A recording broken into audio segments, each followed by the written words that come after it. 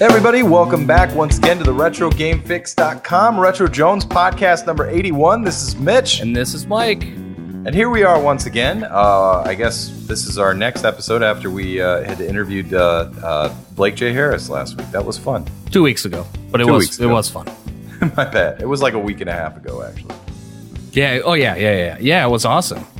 So we enjoyed having him on there, and we're looking forward to our next interview. I'm not really sure what we've got up for August, but that's just something we'll be doing from now on, at least once a month, and it's kind of fun to do. So why not? Interesting. So Mike, what's up, man? What's been going on in the last week and a half? Oh man, not a lot game related, to be honest. How's the kid? The kid is awesome. She's starting to smile and actually have a little bit of emotion here and there. She figured out how to use her hands. Man, it's just I can't stop smiling about it. It's just a joy every day.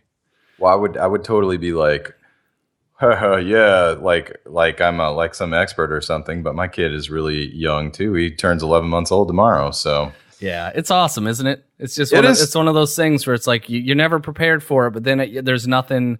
People say you don't know until you get there, and it's the greatest thing, and it really is. It really is. Yeah, it really is. So anyways, we don't want to bore you with all that. But, no. So anyway, then today over the last couple days, I've been finding random wood ticks in the house, specifically, oh my God, that's so gross. Specifically on me. So that hasn't been fun. None of them have like bit me or burrowed. So that's, I don't know why that's so funny. I don't know. So anyway, if you hear anything in the background, my girlfriend might be coming up and down the stairs because we're washing fucking everything. And then third, I started working on the classic Mustang that I have, and so I've got a little bit of passion back into that. Game-wise, I've been keeping up on the news. We have a lot to talk about there, but unfortunately, I haven't had a lot of time to do a ton of gaming this week, man. So I don't know what's going on your end. Plenty going on, man. I'm pinball obsessed right now, and that's something that I've been talking about the last couple episodes that we've had.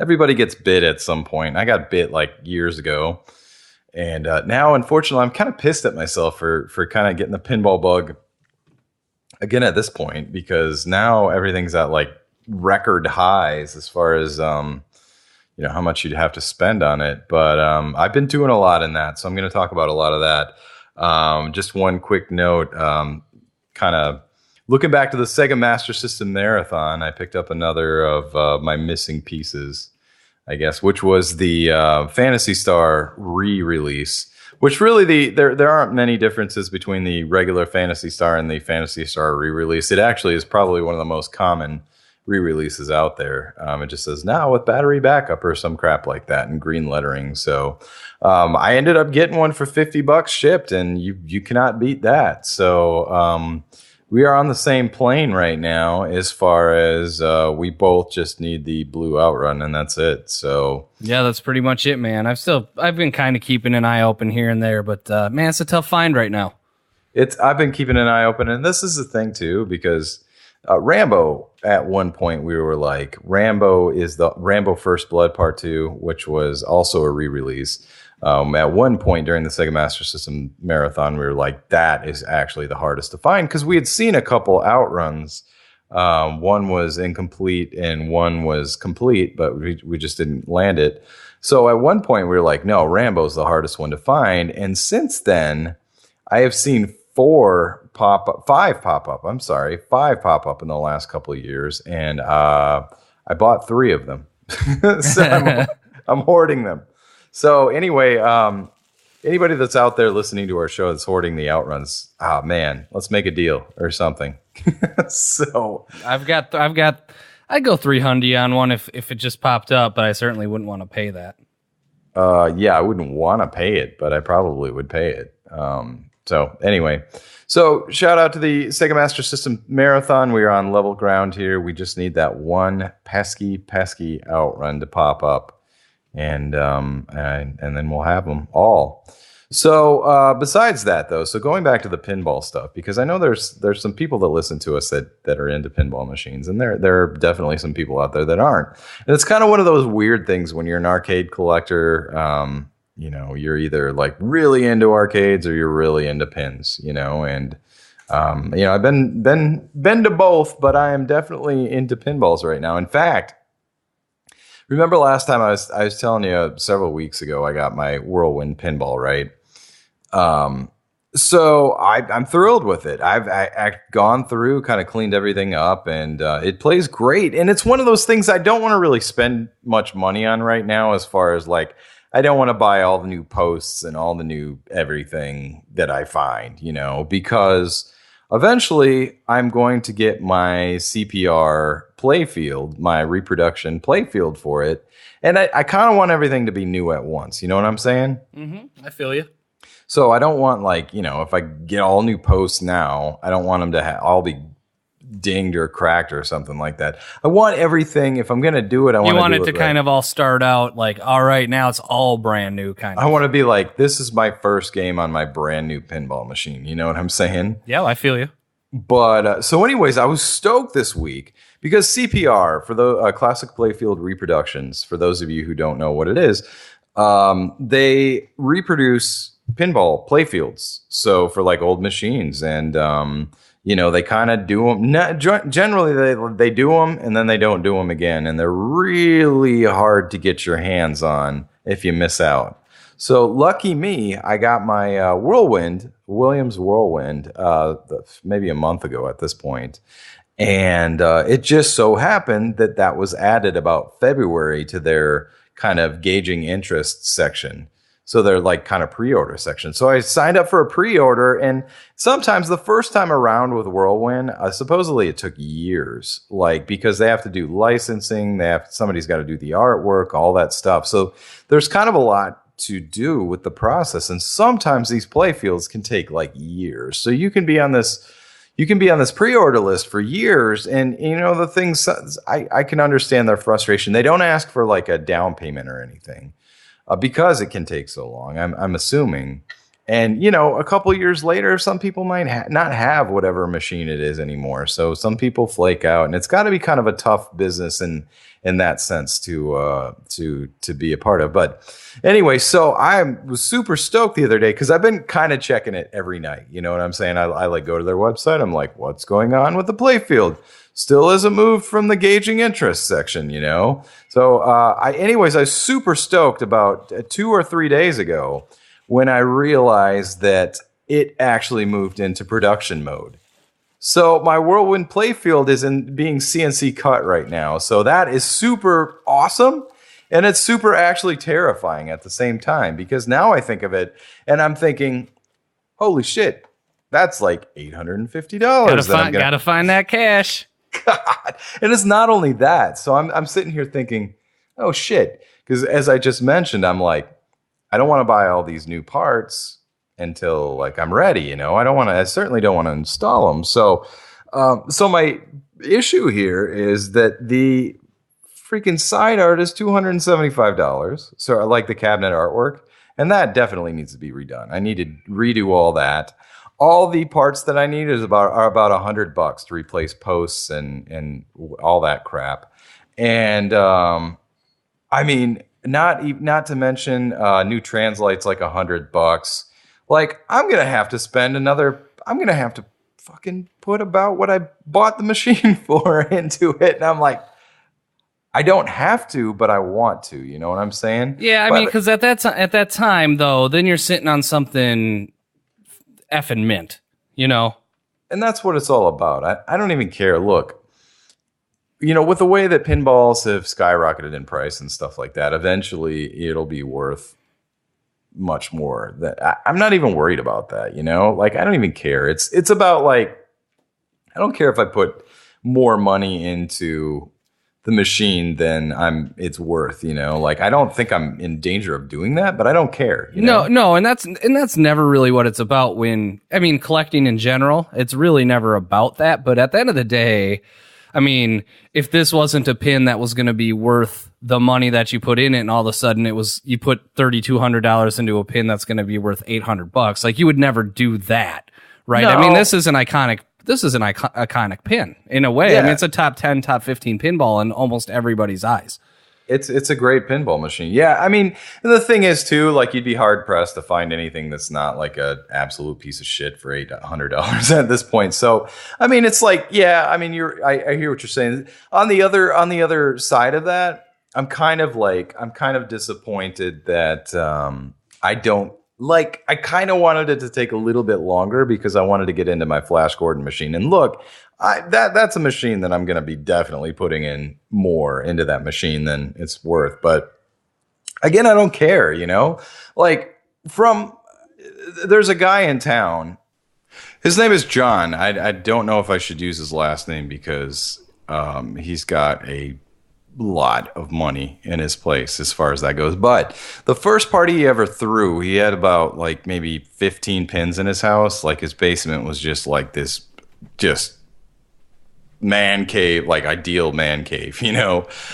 He had all these pins that were like mint from every era. He's done a lot of playfield swaps from like CPR and stuff, but every single game that I played of his was like pristine and it was amazing. And ever since that day, I'm like, I want that. You know what I'm saying? Yeah, for sure. So, anyway, long story short, I know if I put the money into it, it's not that big. It'll come back one way or another, but if it doesn't, I don't give a crap. You know, it's just something I want to do for myself. And what I was saying before is I really wish it would have taken a little bit longer for the Whirlwind to get done, but I'm not complaining. The reason being, I really wanted to do my Flash Gordon first. That was kind of the plan, but you know, plans change, I guess. And by the way, not to mention with the if they don't reproduce the plastics again this time for the Whirlwind, that's going to cost me like $250 on the secondary market. So yeah, it's a big wad of cash, and I don't mind. I don't really care. It's just a lot of work too. So I kind of gotta dig deep here and you know, get some of that grit that I used to have when it came to restoring these things. When it gets done, it's going to be amazing. So I don't know. Right on. Yeah, I mean, it's one of those things, cool. And I say it all the time. And don't take my advice on spending money because I fucking am terrible with it. But I always justify it like, well, I'm gonna spend the money at some point. Yeah. Well, so I'm just gonna spend it right now. It's funny too because you of all people, like our interactions and stuff like that, you're like, hey Mitch, spend $12 on this game, and I was like, I don't know if I want to spend $12 right now. we do that all the time. It's funny, we do that all the fucking time. But then again, I'm about to spend like $3,300 on a pinball machine, like at the drop of a hat. You know what I'm saying? It's funny because that happens to us every weekend, right? Like something will come up, and it could be a Sega Master System game or whatever it might be. It's usually like $20 to $50, right? And then all of a sudden you turn around and one of us, whether it's your playfield where you're like, yeah, I just ordered that playfield, it was $800, or it's me and I'm like, yeah, so I just bought $600 worth of headphones, and it's like, and then we turn around and it's like, I could like, well, specifically me, I'm always like, why do I continuously have money problems? And then like I go into my basement and I'm like, oh, that's why. Yeah, trust me, I do the same thing. So, no, it's funny though, because like literally, how many years did it take me to join the PlayStation Network after I bought a PS3 years ago? Longest time. You're like, dude, it's $50 for an entire year or whatever. And I was like, I don't want to spend $50. And then I'll spend like, $1,200 on like a game or some crap like that. It's like, yeah, I guess priority wise, it's just, I don't know. I'll give you actually a perfect example for the PlayStation thing. Was EA Access on Xbox One gives you access to like a bunch of free games and then 10 hours of free gameplay for any other Electronic Arts game that comes out. And it's $30 a year. excuse me, it's a great deal. Because like I'm playing Rory McIlroy right now. I got 10 hours of Battlefront. Need for Speed just came out, so I can play that with the wheel. $30 a year. But instead of just spending the $30 a year, I'm on the monthly plan. That's $5 a month. I know. And I'm that like, sounds like some shit that I would be like, doing. why don't I just give them $30? You're like, because I'm gonna, by the time you're like $50 in, you're like, damn. So anyway, yeah, it happens all the time. Oh yeah, dude, I'm the king of crap like that. I'm like procrastinating financially, but then when a freaking reproduction playfield comes along for $850 shipped, I'm like, okay, yeah, I have to have that, or like my Flash Gordon's going to cost like $850 or something like that to get that restored. But I'm like, okay, but when it comes to like the game club at GameStop or whatever, you're like, dude, it's $15. I'm like, yeah, that's one of those though where like I got it. I have it. No, oh, did you get it? Yeah, because I never actually renew. I never even renew mine until like I want to get the buy two get one. Yeah. Well, I mean, you get a buy two get one with it. I know, and it holds on, but I do that. I go in and they're like, "Hey, your membership is up. Do you want to renew that?" And I'm always like, nah. And then the month will go by and I won't get my print copy of Game Informer, which is fucking awesome. I'm like, where's my Game Informer? God damn it, I didn't renew. And then like I go up there and then I spend like double because I'm like, well, if I'm up here, I should probably renew and buy some stuff. Oh yeah. Why? Yeah, exactly. Yeah. No, I mean, it's funny when you look at our priorities as far as that stuff goes. Like, it's like, spending $15 on this, GameStop thing. Like, I don't know. I got to think about it. Playfield comes out, $850 shipped. Well, yeah, of course. In fairness, though, I mean, if you take, I usually end up spending the money anyway. But if you don't spend the money, all of those little things here and there add up. And then that, you don't look back and go, well, I spent $400 I shouldn't have. And that, so. Well, yeah, it's funny, like this whole thing too. Like I've got a bunch of project games and stuff. I've got like 20 games at my house right now. So I'm like, I've kind of been on the fence on a few games or project games, just getting rid of them. Like I've got like a Miss Pac that, I was looking for right now. It sucks because Miss Pac-Man machines used to be like super, super prevalent. And it almost seems like they're on the verge of extinction now. So, I was pretty stoked to get one a couple months ago, finally, because I was like, what I want to do is I want to re-stencil it. I want it to be mint. I want to have a mint Miss Pac-Man in my collection with a mint Pac-Man that was re-stenciled and stuff, which makes no sense because why the hell do I need both except to have like the king and queen, in my arcade? So, I think the like this thing with the playfield being in production now, and it's going to take months. It might not be till the end of the year, but I think that's kind of expedited my decision on all this stuff too. That I'm like, I guess I'm going to get rid of it. Having a kid and stuff too, I don't restore stuff. I'm not as prolific as I once was, and I just need to get done what I need to get done, and I can say goodbye to a couple of these machines. So on the chopping block right now are Miss Pac-Man, Missile Command, Tron is going, and I'm actually sacrificing one of my Daytonas, believe it or not. Did I tell you that? We had briefly talked about it because I called you the other week when a guy tweeted out his pair and asked you like, hey, I didn't remember if you had kept all 5 because I know you'd flirted with it before.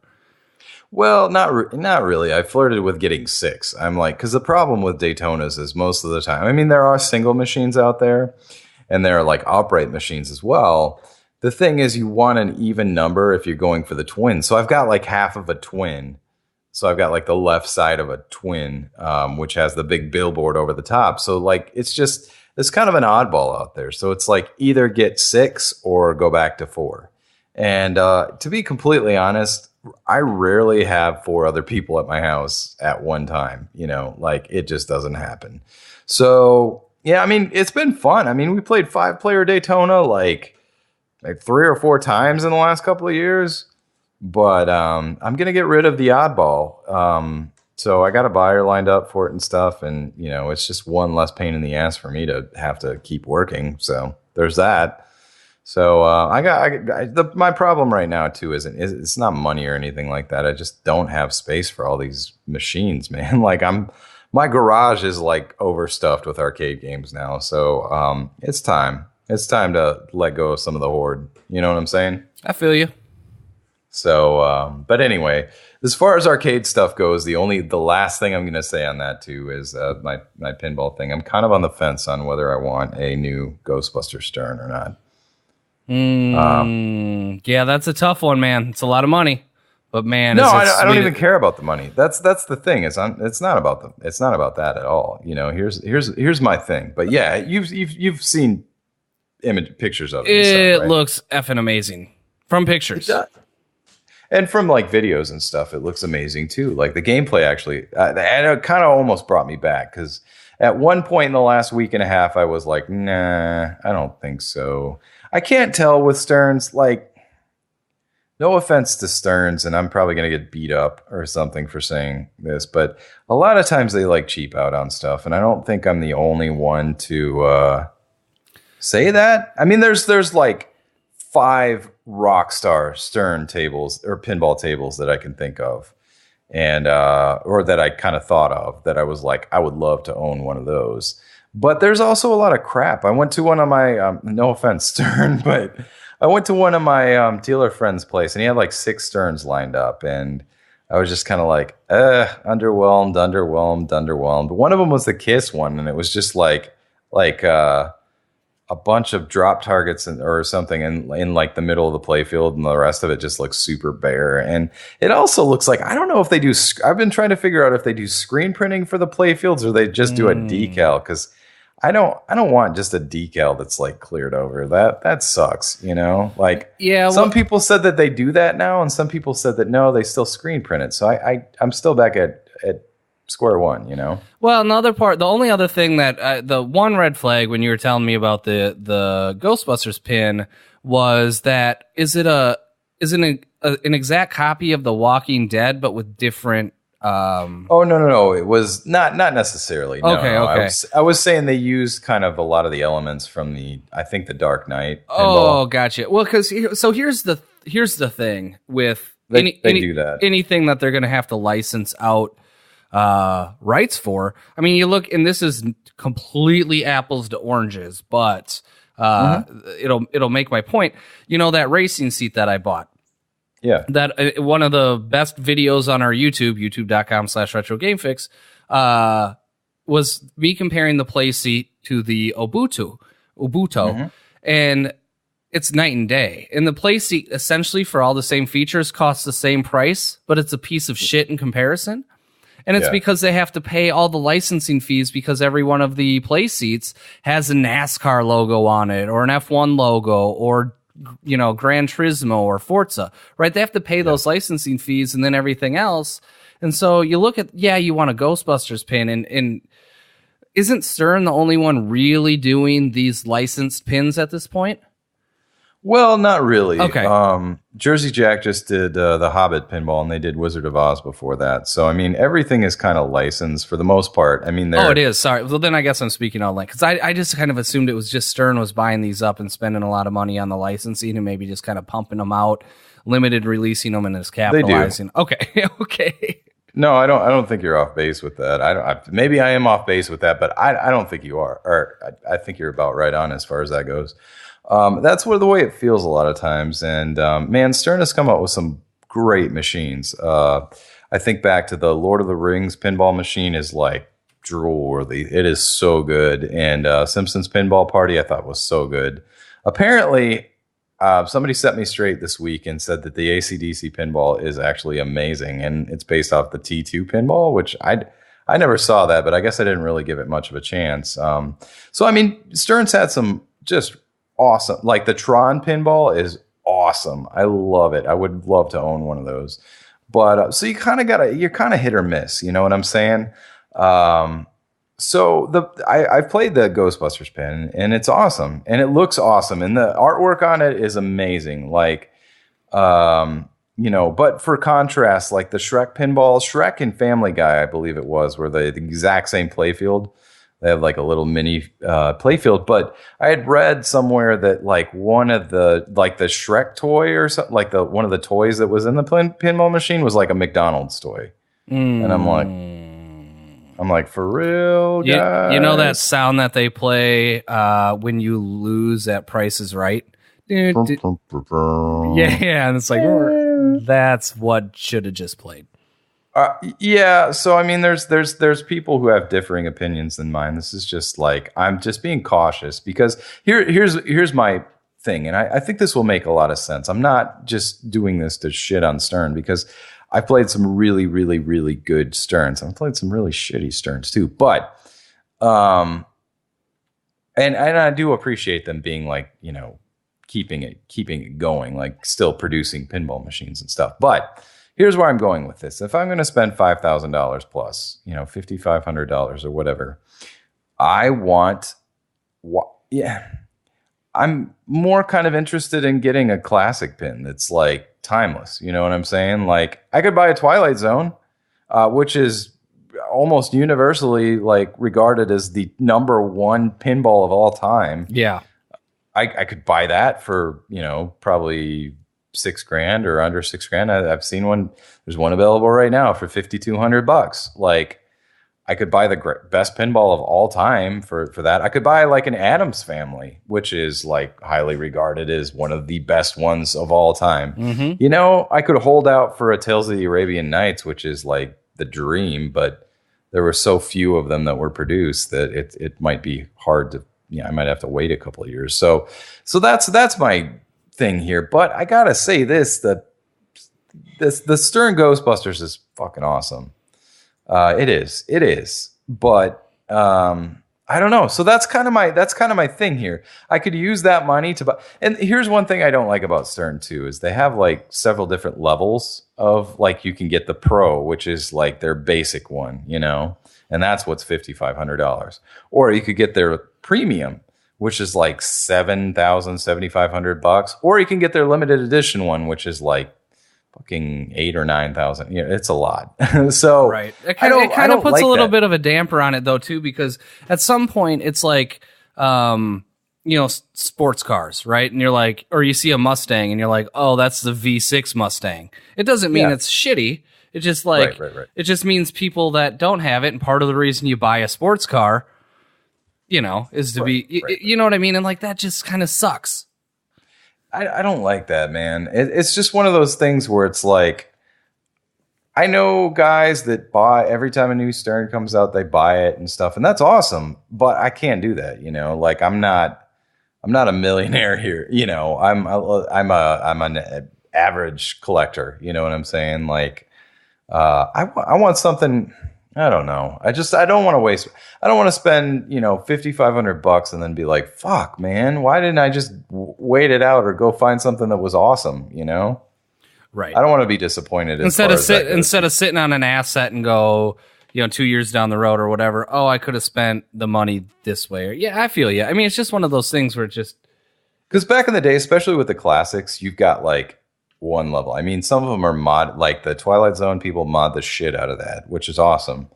But like you have like one level, it's like Twilight Zone. You don't have Twilight Zone Pro or Twilight Zone Premium or anything like that. They just are what they are. Yeah, and I guess on the other side of the fence, and I don't know anything about Stern or their business model, but at some point, they're saying, hey, people are going to pay this. We can do it. And maybe it's part of the reason that Stern is still making pinballs. But at the end of the day, I don't feel like it's very consumer friendly at all. I mean, I just like release one pin, make it the best you can. And I actually think that's what's best for the collecting community. Otherwise, it's just like, here's version A, version B, version C. I don't know. I hate shit like that, to be honest. Yeah, and I don't even know if I want to shit on Stern because I do have respect for him for like what keeping it alive and like keeping it going. And keeping it around so other people like Jersey Jack, and when they did the Medieval Madness remake, they allowed them to use their facilities to produce it and stuff. That's pretty cool, So like, they're not like. I just wish sometimes they would take risks, like. Don't just always come out with a licensed game. Like, some of the best games that I have ever played were like non-licensed games. But, that being said, I'm looking at a Twilight Zone and an Addams Family, and, Medieval Madness is like a non-licensed Monty Python, basically. So, you look at that but Whirlwind, Earthshaker, like a lot of Williams System 11, like Pinbot, awesome, like, and then they had the Pinbot trilogy with the Bride of Pinbot and Jackbot. Some of the original ideas were just so cool, and it would be so cool to see them take like a risk on a new theme that wasn't licensed, and it would also, I feel like they would also have a little bit more leeway because they wouldn't have to pay licensing fees. You know what I'm saying? Yeah, and I do. I think it can. It's a risk. I know it's a risk. It's a risk, but it's like at that point they can kind of go do whatever they want, and I would like to see that too. But it's one of those things where it's like if they took Medieval Madness on it and stamped Motley Crue on it, I'd be like, I'd be in line. No, I'm not. I'm not shitting on licenses. No. I'm not implying. No, and I'm not implying that you are. I'm just saying, like, it'd be nice to see them take a risk in not stamping the license on it. I know we all like licenses, but just going out and doing something and making it awesome, and actually just making it affordable based on the fact that you didn't stamp a license on it. You know what I mean? Yeah, absolutely. Yeah. So I don't know. That's the one thing that kind of frustrates me a little bit. Like, use that extra money that you're going to save from licensing to really put together a quality machine. Like, and again, I don't know, man. I just feel like sometimes they just take some shortcuts that I'm not super thrilled about. So that kind of makes me think twice about wanting to spend $55, because here's the fact, I'm not going to be able to justify with a kid and all that stuff unless I sell another like big machine in my game room. I'm not going to be able to justify spending that kind of cash again for a long time. You know what I'm saying? So you kind of want to make it right. I do want to make the right decision, and I don't know. I really don't know what I'm going to do yet. I guess I have to go out and play some more Ghostbusters. The thing is, Ghostbusters, I have a feeling though, Ghostbusters, the ones that I've named, just to name a few, like the Lord of the Rings, the Simpsons, Pinball Party, etc. I feel like it's going to be one of those like awesome titles that they released, but you don't know at this point. So I don't know. And by the time it's one of the few licenses that like Ghostbusters is. I mean, it's Ghostbusters, man. you can't miss with that, and it's all based on like the first movie as well, like which is cool, and it looks awesome. I mean, it's got so many shots on it, which is awesome, and a lot to do with it.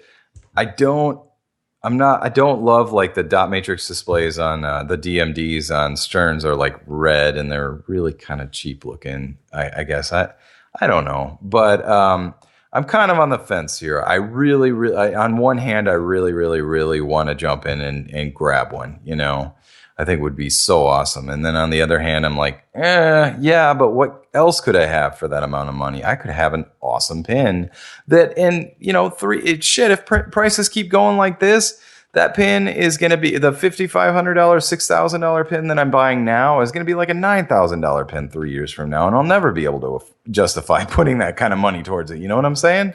Yeah. Well, and it's one of those things. It's exactly what you're saying. I was in a marketing course, and I'm not going to go deep into it, but they asked a bunch of people like, hey, if you had this much money and this DVD was on sale and it was a really, really good deal, would you get the DVD or not? And everyone's like, well, it's a really, really good deal. And there was a third option that they then provided people later that said, or if you stopped and thought about it, would you rather take the money and spend it on something else? And it turned out that once people were provided with that second option to save it and spend it on something else, people are like, oh shit, I could spend that money on something else. And it's always this thing that just never comes up because it's like, oh, I really want that. But what else could I do with it? Right, exactly. So I don't know, man. You know me. I mean, I've basically like spelled all of that out in this podcast, how I am about that kind of stuff anyways, like very, very indecisive. Like I want to make the right choice. Like I'm not as impulsive, I guess, as I used to be. I'm more like calculated as far as that goes. You know, I'm like, I really want to make the right decision on this. And for me, I guess it's I don't know. I don't want to wait too long to make the right decision, but I want to make the right decision nonetheless. You know what I'm saying? Mm-hmm. I'm with you. I can't let impatience. Here's the thing. You and me both, like, you know, we can be patient people, but when it comes to having a few drinks or some shit like that, then all of a sudden we're on the internet. I just made a decision. And then the next day you're like, whoops. Nope. All bets are off after like 3 Captain Diets. And I'm like, shit. What did I order? No, I do that crap all the time. So, anyway, so, you know, that is just something I wanted to talk about. Something that's been on my mind as far as that goes. I'm really playing a lot of pinball lately, and I'm really, really excited, but kind of like, oh my God, I'm going to dump a bunch of money into this, Whirlwind, but it's totally going to be awesome. I'm excited about it at the same time. I'm not in any way disappointed.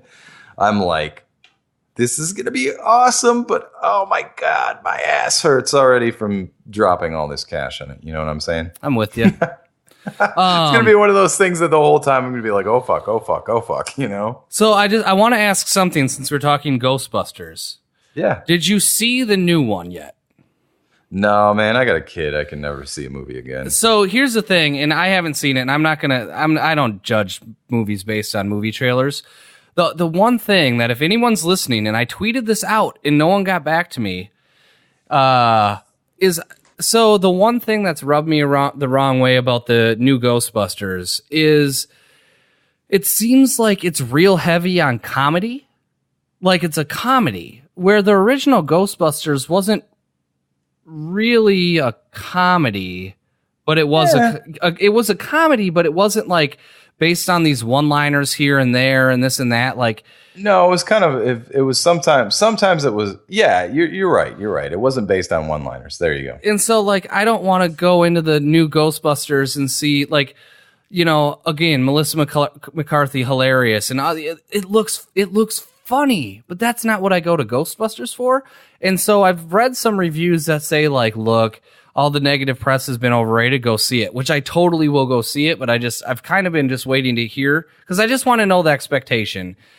Because I don't want to go in looking for Ghostbusters if that's not what it is. Where if it's like, here's a Ghostbusters knockoff. Yeah, you know what I mean? Like, and so I was just curious if you had saw it, but anyway. Nah, I really actually out of any of the movies that I want to see right now, that's on the top. That's really the only one that I can think of that I want to see right now. I do want to see it, and I will see it, and I'm trying not to have any expectation on it. You know, that's the only thing you can really do. I mean, I love the first couple of Ghostbusters movies, and I just kind of I thought of this last week as well. I was like, you know, Ghostbusters is definitely dear to my heart, but not as dear to my heart as like Back to the Future or something. Oh, really? Okay, I'm the exact opposite because I just watched Back to the Future this weekend and was like, I should have watched Ghostbusters instead.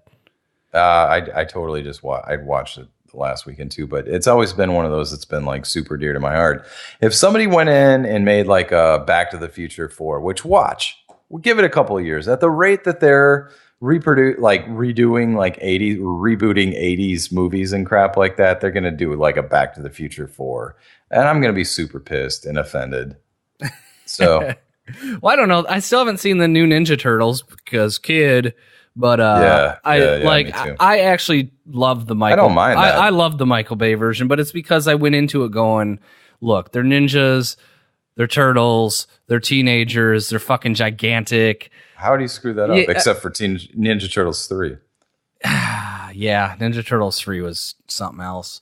Brutal. But so anyway, I just wanted to ask that. By the way, that's a good question. If you like Ghostbusters, by the way, I don't think you played the 2009 release or 2011 release, I think, of Ghostbusters on PlayStation. PS3? Yeah, it's really good, man. Yeah, I have it. Yeah. Oh, did you play through it yet?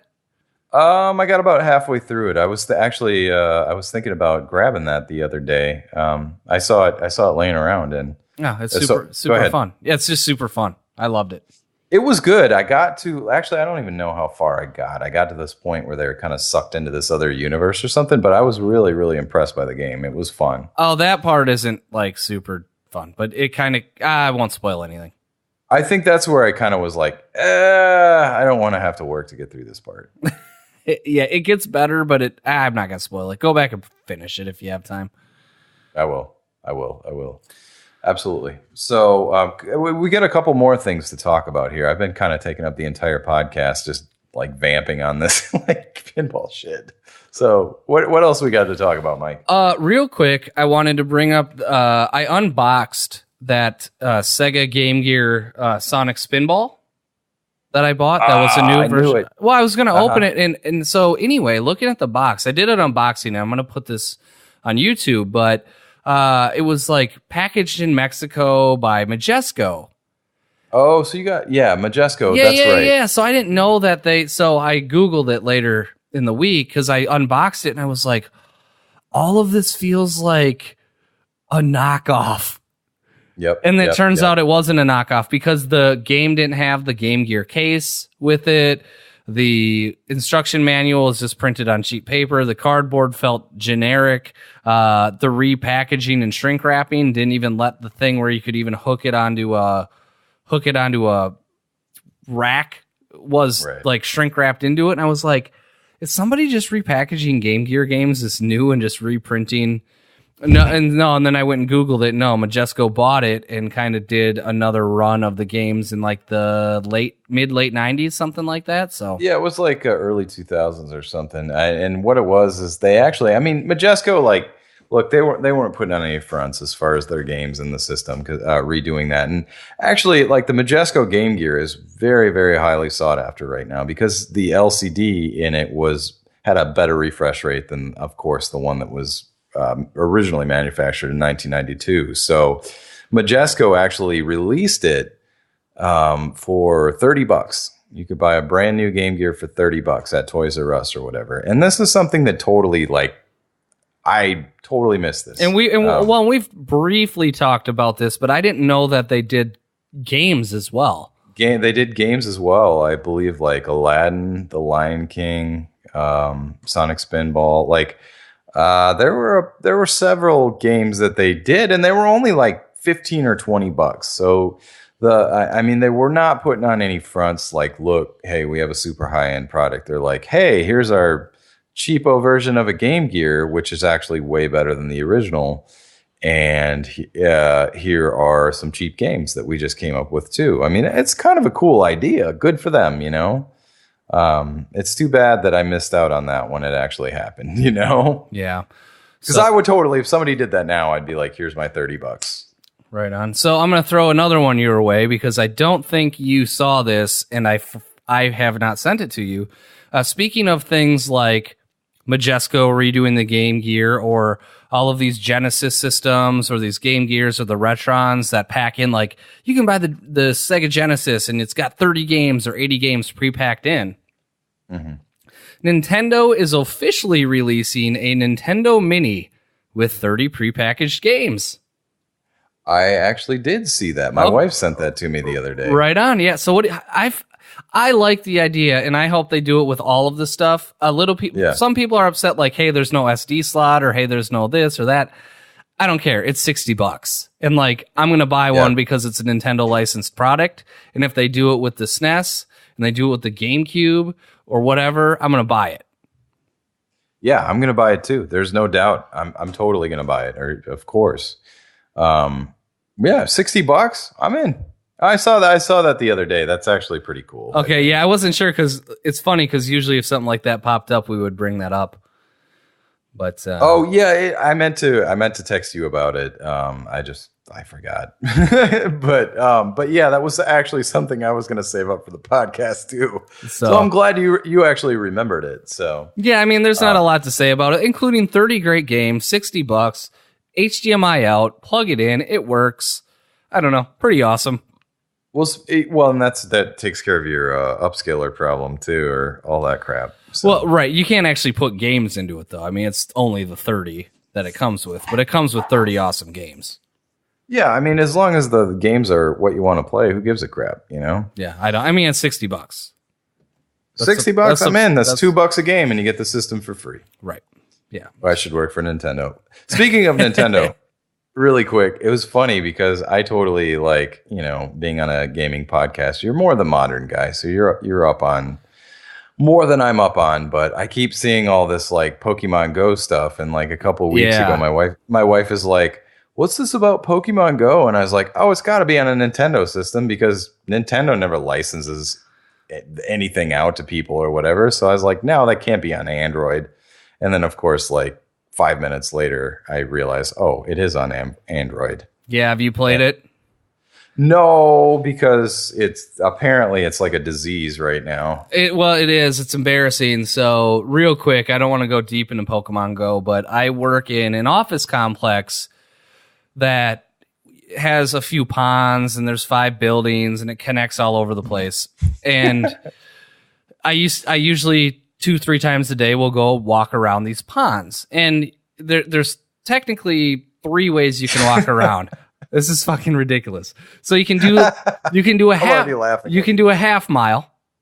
You can do a mile, or you can do the 1.5 miles, which goes through the whole office park, and it's really beautiful. It's awesome. You can do all sorts of stuff there. Usually not a lot of people. Yeah, until Pokemon Go came out.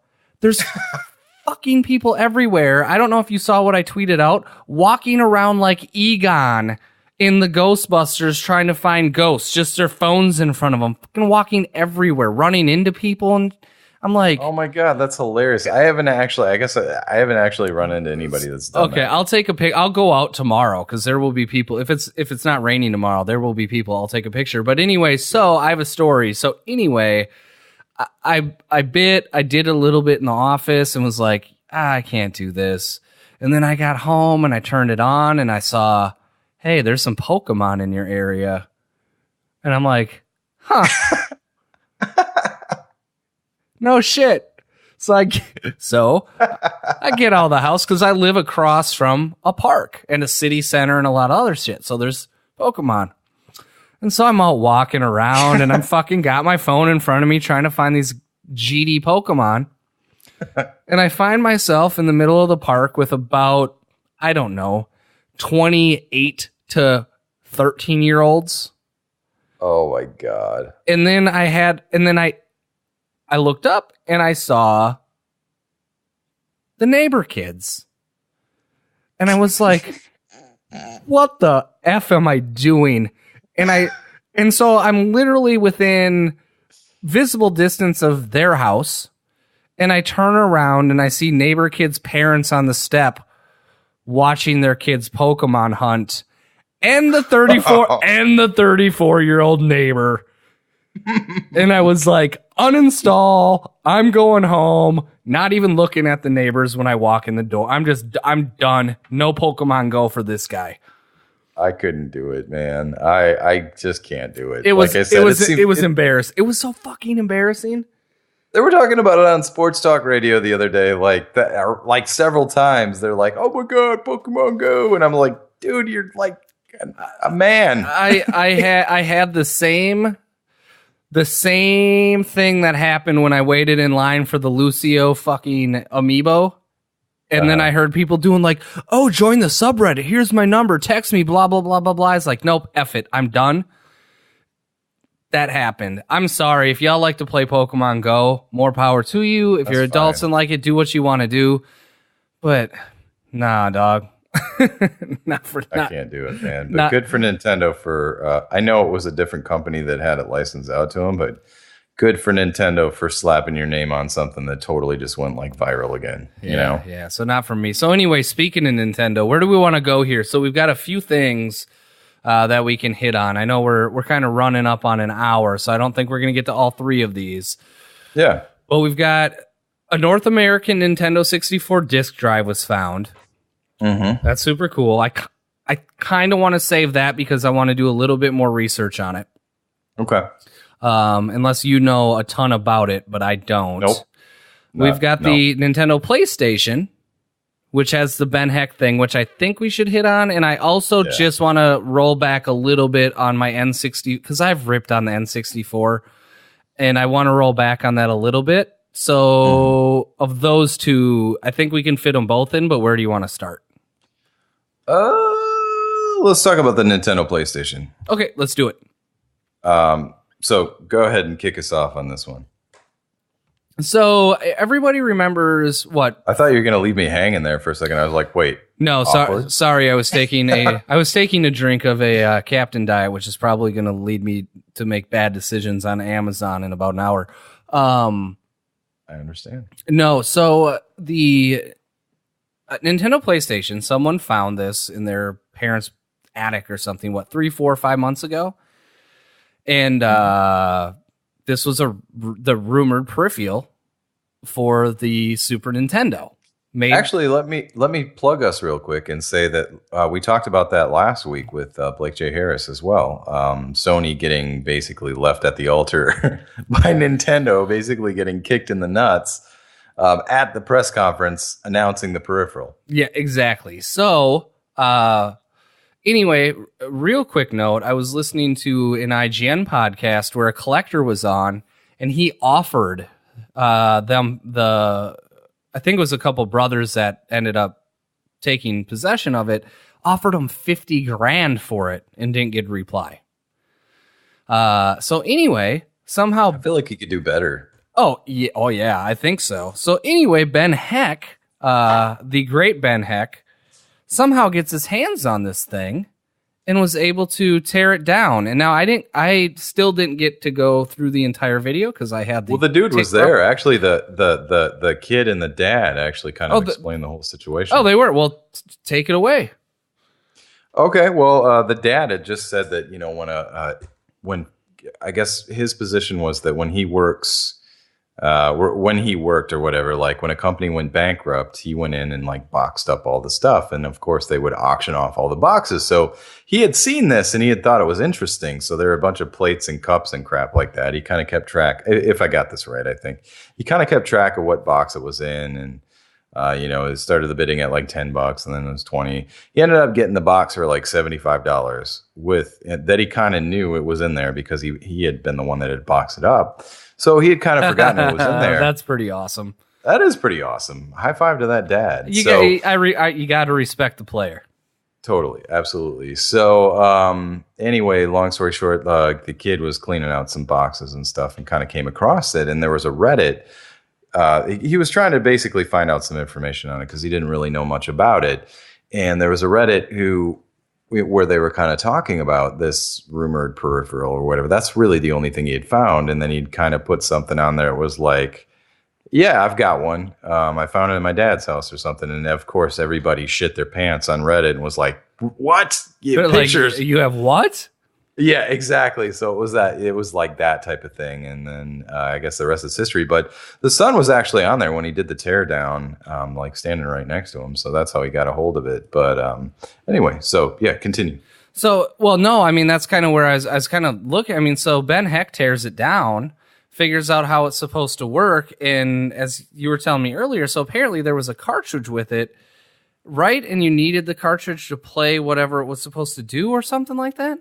Yeah, because the thing is, like, apparently, I don't know if I caught this right or not, but the son had said they had actually played it in Japan and it actually worked, but now it wouldn't like boot. There was never any audio with it or something like that. But it turns out that Ben Heck, of course, opens up the cartridge and man, dude knows his components. Let's put it that way. So he determines that the cartridge was needed for the peripheral because I think it dumped some information on the RAM or whatever. It's just extra. I don't really understand. I don't really pretend to understand it, to be honest, but watch the video. But anyways, the cartridge is needed for this CD peripheral. So he opens the thing up, and it's so close to a Super Nintendo. I mean, it's very, very close to a Super Nintendo. There's not much of a huge difference. He also did note on there, though, that the bottom part was yellowed and that the rest of it was not yellowed. So he was thinking maybe it was a couple prototypes like slapped together.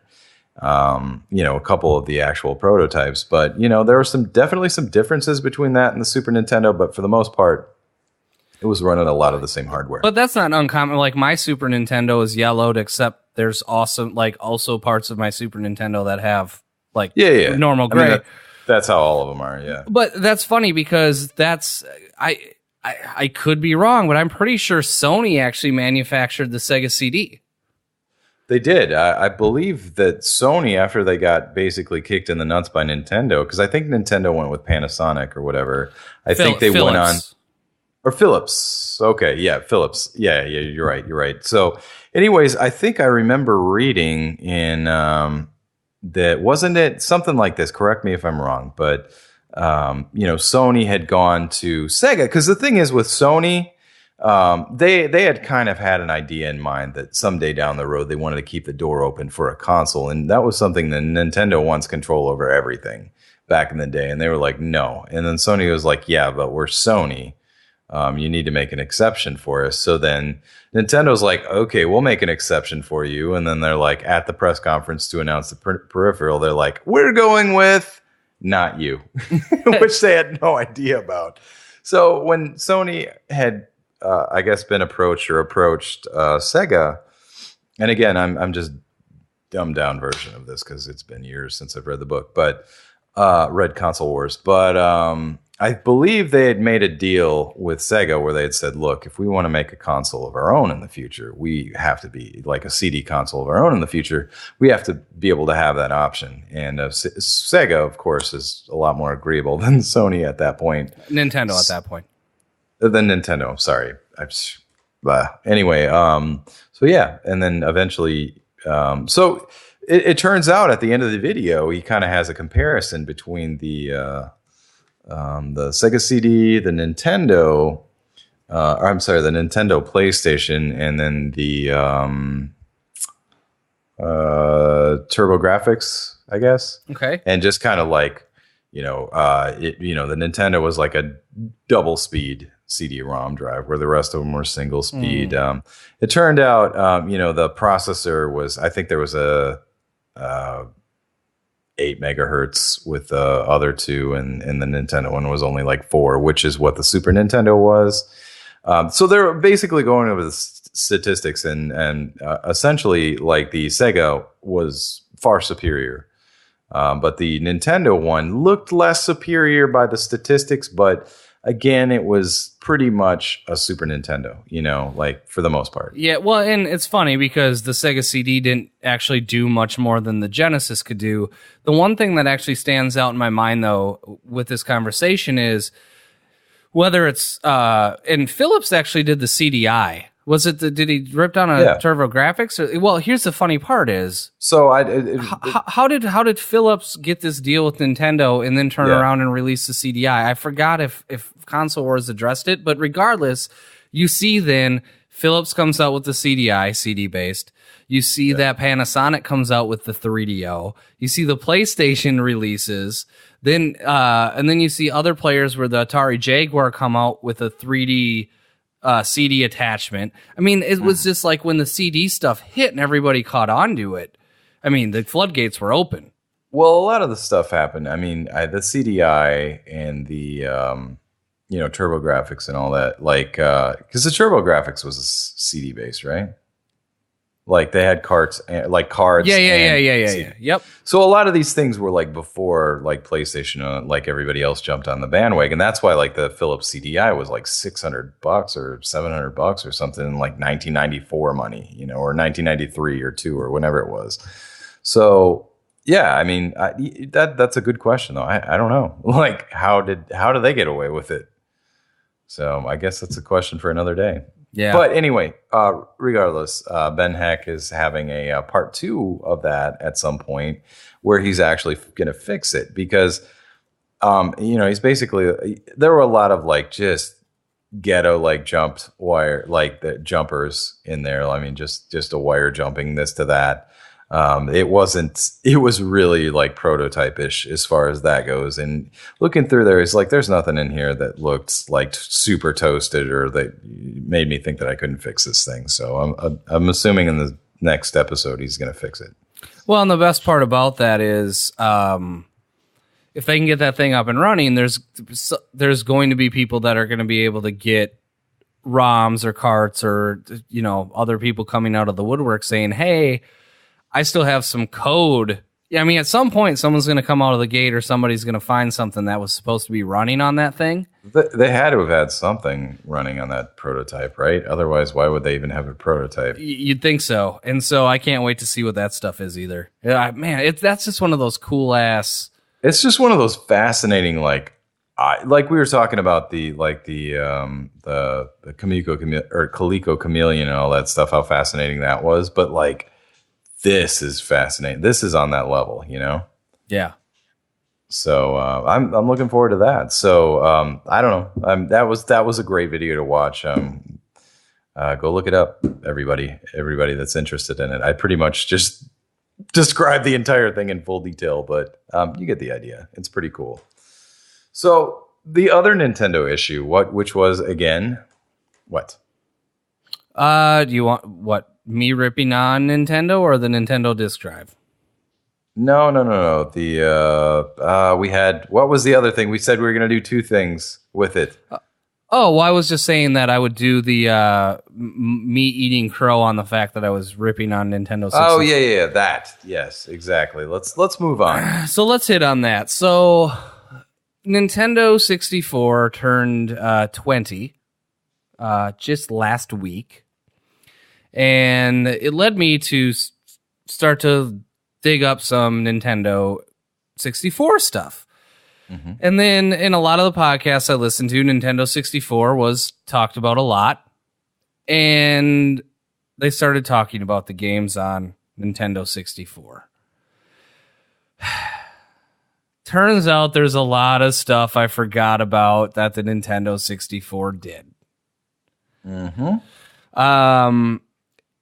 And so I basically was like, hey, yeah, F the Nintendo 64. All of the games looked the same. They were all the same engine, blah, blah, blah, blah, blah. And I was really... You're not totally off on some of that. Some of that is like, yeah. I'm not, but modern games aren't any different nowadays. I mean, most of the time, every game's built on one of the same engines, yada, yada, yada. And this is kind of where I'm going with the conversation. The N64, I just want to give it some respect here. The N64 was one of the first systems that really did 3D gaming right. And it came out of the gate with an analog stick, which, along with a game that could use it correctly in Mario 64. And Mario 64 is, and still is, one of the greatest 3D platformers of all time. If you could go back and say it doesn't hold up, someone could. It holds up. It totally holds up. I'll be the first to say it. It holds up. And so I went, okay. Then I kind of pigeonholed everything and went, well, everybody loves Banjo-Kazooie or Donkey Kong 64. It's the same game, but they're worse. I'm not wrong in saying that. But I'm just going to go through Google's top games because I hit on this and went, man, am I off base. So you've got Mario 64, GoldenEye, Ocarina of Time, one of the greatest games of all time. Yeah, undisputed. Perfect Dark, Majora's Mask, Mario Kart 64, Conker's Bad Fur Day, Banjo-Kazooie, Donkey Kong 64, Banjo-Tooie, Star Fox 64, Diddy Kong Racing, Pokemon Stadium, Wave Race 64 was great. Yoshi Story. The Star Wars games were good. Kirby 64 was okay. F-Zero. The WWF games, the WWE games. Those were the shit back in the day. Those don't hold up, but... They don't hold up, but back in the day they did. Blast Corps, there was a Resident Evil. I mean, I'm sitting here going like, man, my bad. Mario Party, Pilot Wings. Always good. Cruising USA. Meh, no, but... but I'm just saying. You played Cruising USA in the arcade, and you're like, oh shit, I can play it on my Nintendo 64. Like, I just want to say, my bad. I'll accept that for the people out there and myself that was like, because the thing is, we had talked about this a while ago too. I'd had an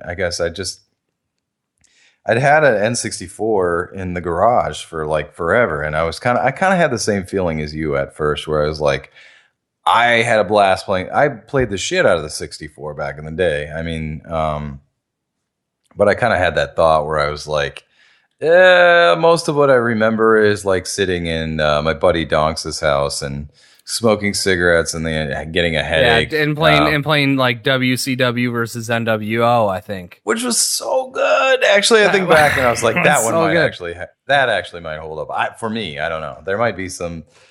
the WWF ones were kind of stiff, like as far as the fighting and stuff. But the WCW versus NWO or whatever that was like pure arcade fighter. It was. But the one thing that always stood out to me about that one was, remember when the WCW started to really take market share out of WWF at the time, right? And it was because WWF at the time was very much these over-the-top characters, right? And WCW comes out and they're like, no, we're real. And they had NWO, and it wasn't like... It wasn't like cartoonish. It wasn't cartoonish, right? It was kind of like the equivalent of what happened to 80s bands when the 90s hit. Uh-huh. Right? And so WCW comes out, and the game, I think, reflected that. It was kind of an arcade brawler, but it was just pared down of like, hey, you're going to just kick each other's ass. And it was so much fun. It was like that and Tony Hawk all day. Tony Hawk 2 specifically. Yeah, on N64. Yeah. Dude, actually that brings back fond memories. But when we had first started talking about it, I kind of had, there were a lot of games that had the same engine. You're totally right about that. Like Conker's Bad Fur Day is fucking awesome. It still is. I played through it not too long ago, a couple months ago for like the fourth time, because I bought that when it came out. The remake came out for Xbox as well, and I wish I still had both of them, but I don't.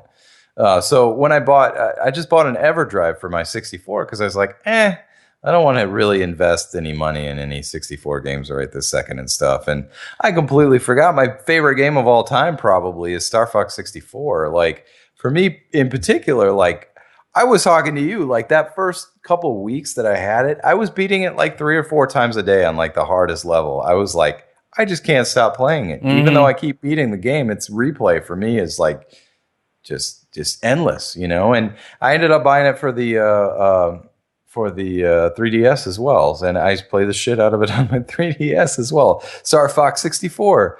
So there was that. I beat I played through Paper Mario 64, which is awesome. It's so good. Again, I played through Conkers. Again, I never got into the Banjo-Kazooie stuff. But one of the Star Wars Shadows of the Empire was good, and the other one does not hold up in my opinion. But man, I love the 64, especially going back and playing it on the EverDrive, where the EverDrive does actually support every single game, unlike a lot of the other EverDrives. There weren't that specialty chips and stuff that would screw that up. But man, I love the 64. I really do. It's actually one of my favorite systems right now. Because when we originally talked about it too, I'll Eat Crow 2, I was like, yeah, nothing really held up on that. And then I go back and I'm like, man, I was wrong, So I feel you. I get that. I want to say that because like reevaluating it, I'm almost like, man, I'm going to play some N64 this week. You should. And then get back to me. Everything that I said, I would totally recommend. And in fact, now that you've brought it up, I'm totally going to go back and play the WCW versus NWO. I have to. That is so much fun. I might play that tonight. I might throw that on my EverDrive and and go play some of that. So anyway, good call on that. That actually, I'm excited about that now. Yeah, that's kind of what I'm saying, man. I was just like, dude, I was so wrong. Then 64 was so good. And actually, I don't think I've ever told this story on the podcast about me actually getting my N64. By the way, Mario Kart 64. Enough said. Go ahead. Yeah, but anyway, so I was up at my grandma's for a weekend or something like that in Minneapolis, and we had lived in Mankato, Minnesota, and on the way back, there was you could get back to Mankato essentially two ways. And there was a way through Eden Prairie, Minnesota, specifically Flying Cloud Drive for any older listeners that are from Minnesota and remember this, and it used to go right past a Target, which is now the Target that's, I think, maybe Southdale Center now. I don't even remember because I was super young. Anyway, I looked at my mom and was like, Ma, can we go to Target? I really want an N64. And I do this still to this day where I'm like, Ma, 34 years old. I'm only child. That's why I do it. And usually that she's like, no, fuck off. But this time I was like, can I get an N64? And she was like, why the hell not? And we pulled into Target and she bought me an N64 with Mario and something else. And I was like, oh my God, I don't know how that just worked out, but I am so happy right now. Who cares? I think I did the same thing with my mom because next thing I knew, I remember the drive back when I had my 64 and I had Shadows of the Empire. And I was stoked. It was one of those things where I was like, God, I can't get home soon enough because it was like a 30-minute drive. It was torture. I couldn't wait to just hook the damn thing up. So I think I did the same thing. For some reason, my parents were like, okay. And I was like, what? You're like, how did that? Wait. What are you? What? Wait, huh? Hold up. So yeah. Man, I definitely want to fire up the N64 again and just have a good time with it and just remember the fact that like it did a lot for gaming. I mean, the analog stick, the 4-player split screen, the couch co-op, the Mario. I mean, man, it was just so good. And I don't know where I stopped feeling that way about it because the last time we had talked about it, I just shit all over it. And I'm like, man, that was coming from a bad place there, man. The N64 rocks. Mm-hmm. I agree. Yeah, man, absolutely. So, yeah, we're kind of running up here. I probably got to go here at some point, but yeah, man, I'm glad you brought up the Nintendo stuff at the end here. I love the 64, man. That's something we should talk about. Here's your homework for this week. Get out your 64 and play some damn 64, and I'll do the same, man. I already had been, but I kind of got off it here recently. But yeah, I'll get on it too, and let's compare notes here and see what holds up and what didn't hold up and what kind of sucks, you know? Right on, I'm with you. So I don't have anything else for this week. You? Nope. That's it. So let's go ahead and close this out. So for RetroGameFix.com, the Retro Jones podcast number 81. This is Mitch. This is Mike. And we'll see you next time. See ya.